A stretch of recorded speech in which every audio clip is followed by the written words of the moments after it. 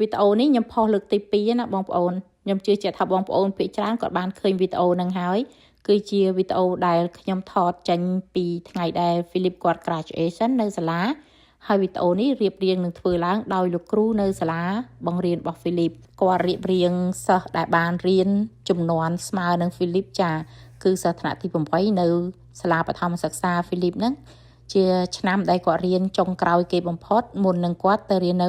វិទ្យាល័យពីព្រោះក្មេងៗដែល graduation ទាំងអស់នៅក្នុងរូបថតនៅក្នុងវីដេអូនេះពួកគាត់នឹងត្រូវទៅរៀននៅសាលាផ្សេងគ្នានៅពេលដែលគាត់ជ្រើសរើសវិទ្យាល័យដែលគាត់ចង់រៀនណាបងប្អូនដោយសារតែនៅទីនេះសាលាបង្រៀនគឺគេកំណត់ទៅតាមទីតាំងសិស្សរស់នៅចាដូចនៅស្រុកខ្មែរយើងដែរដោយសារតែយើងរស់នៅតំបន់ណាគេមានវិទ្យាល័យគេតម្រូវឲ្យយើងទៅរៀននៅវិទ្យាល័យនោះឬក៏កូនសិស្សដែលគាត់ចង់ជ្រើសរើសវិទ្យាល័យផ្សេងទៅតាមដែលគាត់ស្រឡាញ់ចូលចិត្តគឺគាត់អាចដាក់ពាក្យសុំទៅរៀននៅវិទ្យាល័យដែលគាត់ចូលចិត្តបានប៉ុន្តែគេអនុញ្ញាតឬអត់អនុញ្ញាតគឺអាស្រ័យទៅលើសាលាដែរបើសិនជាសាលានោះគាត់មានកូនសិស្សច្រើនពេកក៏គាត់អត់ទទួលដែរបងប្អូនចាហើយម្យ៉ាងកូនសិស្សមួយចំនួនពេលដែលគាត់ដាក់ apply ទៅរៀននៅសាលាផ្សេងដែលមិនមែនក្រោមការកំណត់របស់សាលារៀនស្ថិតនៅក្នុងតំបន់ដែលយើងរស់នៅទេជួនកាលយើងអត់មានឡានសាលាសម្រាប់ជិះទេបងប្អូនចាពីព្រោះឡានសាលាហ្នឹងគឺគេតម្រូវទៅតាមទីតាំងដែលយើងរស់នៅដូចគ្នាចំពោះ Philip ហើយនិងមិត្តភ័ក្តិគាត់គឺត្រូវបែកគ្នាអញ្ចឹងឆ្នាំហ្នឹងគឺជាឆ្នាំចុងក្រោយដូច្នេះហើយខ្ញុំថ្ងៃ graduation របស់ Philip ហ្នឹងខ្ញុំឃើញវីដេអូនេះក៏នឹកឃើញស្ដាយចង់ថតទុកឲ្យកូនមើលអញ្ចឹងខ្ញុំក៏ផុសនៅក្នុង Facebook របស់ខ្ញុំប៉ុន្តែដោយ like ពេលដែលផុសហើយហ្នឹងគឺជាប់ copyright បងប្អូនចាហើយខ្ញុំស្ដាយមែនតើនៅពេលដែលយើងដាក់បទចម្រៀងមិនថានៅក្នុង Facebook ឬនៅក្នុង YouTube ទេបងប្អូនវីដេអូដែលមានបទចម្រៀងតែងតែជាប់ copyright ទោះបីចង់មិនចង់ក៏យើងត្រូវតែលុបរូបនឹងចេញនៅថ្ងៃណាមួយជាមិនខានដោយសារតែបទចម្រៀងគឺគេទាមទារសិទ្ធិចាពីព្រោះវាជាកម្មសិទ្ធិរបស់ម្ចាស់បទចម្រៀងអញ្ចឹងដូច្នេះហើយគាត់ជាម្ចាស់បទចម្រៀងឬក៏ផលិតកម្មបទចម្រៀងហ្នឹងគេដាក់ copyright បងប្អូនអញ្ចឹងនៅពេលដែលយើងយកបទចម្រៀងគាត់មកបញ្ចូលនៅក្នុងវីដេអូរបស់យើងនោះច្បាស់ណាស់ពិតជាជាប់ copyright ហើយបទចម្រៀងទាំងអស់នោះគឺលោកគ្រូដែលគាត់បានរៀបរៀងរូបថតនេះឡើងចាគាត់ជាអ្នកបញ្ចូលរូបថតទាំងអស់ហ្នឹងចូលអមជាមួយបទចម្រៀងដើម្បីឲ្យយើងដែលជាអ្នកទស្សនាឪពុកម្ដាយបងប្អូនហើយនិងកូនសិស្សដូចគ្នាបានបណ្ដែតអារម្មណ៍ជាមួយនឹងបទចម្រៀងដែលគាត់បានដាក់នោះផងដូច្នេះហើយខ្ញុំក៏យកមកផុសនៅក្នុង Facebook របស់ខ្ញុំប៉ុន្តែនៅពេលដែលជាប់ copyright អញ្ចឹងខ្ញុំត្រូវតែលុបចោលនៅថ្ងៃណាមួយជាមិនខានបងប្អូនទោះបីឥឡូវហ្នឹងខ្ញុំអត់ទាន់លុបចោលទេវីដេអូហ្នឹងខ្ញុំនៅរក្សាទុកដដែលប៉ុន្តែបើថ្ងៃណាមួយវាឥឡូវឲ្យយើងត្រូវលុបចោលខ្ញុំក៏ត្រូវលុបចោលដូច្នេះខ្ញុំក៏សម្រេចចិត្តថា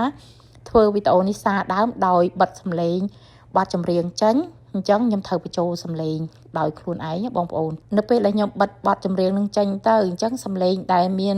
ការនិយាយឬក៏ស្រែករំពងសើចសប្បាយនៅក្នុងបទចម្រៀងដែលមានសំឡេងឪពុកម្ដាយនិងកូនសិស្សអីហ្នឹងក៏ត្រូវតែបិទដែរបងប្អូនចាពីព្រោះខ្ញុំអាចបិទតែបទចម្រៀងហើយទុកសំឡេងពួកគាត់កើតទេមានន័យថាយើងបិទទាំងអស់ហើយណាបងប្អូនដូច្នេះខ្ញុំក៏ត្រូវបញ្ចូលសំឡេងខ្លួនឯងក៏ប៉ុន្តែខ្ញុំមិនសូវចង់បញ្ចូលសំឡេងទេបងប្អូនដោយសារតែការបញ្ចូលសំឡេងភាគច្រើនការនិយាយស្ដីរបស់យើងអាចនឹងមានភាពរអាក់រអួលសំឡេងមិនពិរោះឬក៏ការនិយាយមានភាពខុសឆ្គងច្រើនចាខុសពីបទចម្រៀងការនិយាយរបស់យើងជួនកាលអត់មានភាពតាក់ទាញទេប៉ុន្តែបើសិនជាយើងបញ្ចូលបទចម្រៀងនៅក្នុងវីដេអូនោះធ្វើឲ្យមានភាពតាក់ទាញច្រើនជាងចានៅពេលដែលបងប្អូនទស្សនាវីដេអូមួយបងប្អូនឃើញសកម្មភាពឬក៏រូបភាពអមជាមួយបទចម្រៀងធ្វើឲ្យបងប្អូនមានអារម្មណ៍ល្អចង់ទស្សនាបន្ត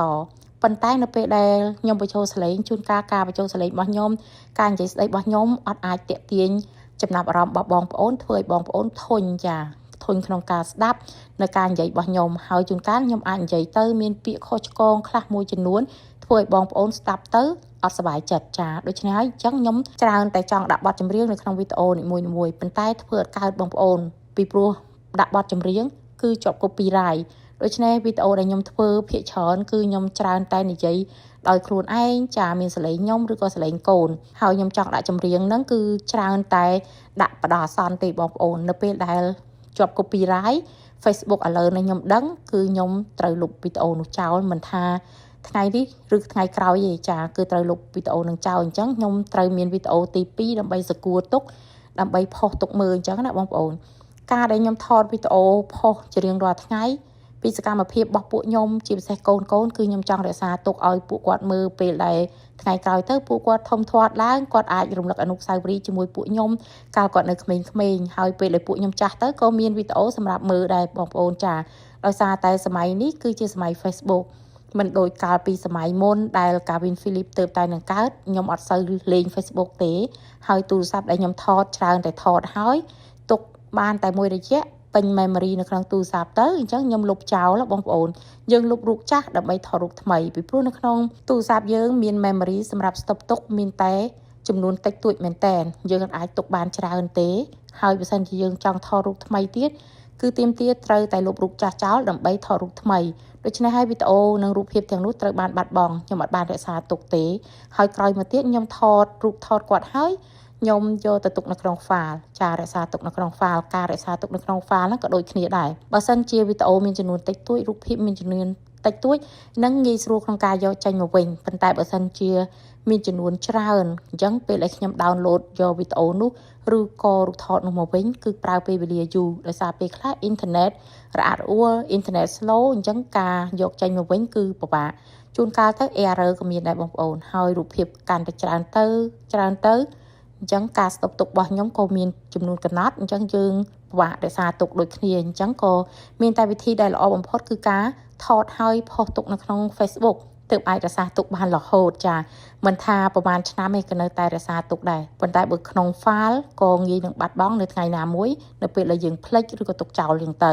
ហើយបើក្នុងទូរស័ព្ទទៀតបងប្អូនត្រូវតែដឹងហើយចាថាទូរស័ព្ទមានចំនួនកំណត់អញ្ចឹងបានជាខ្ញុំចេះតែផុសពីសកម្មភាពផ្សេងរបស់កូន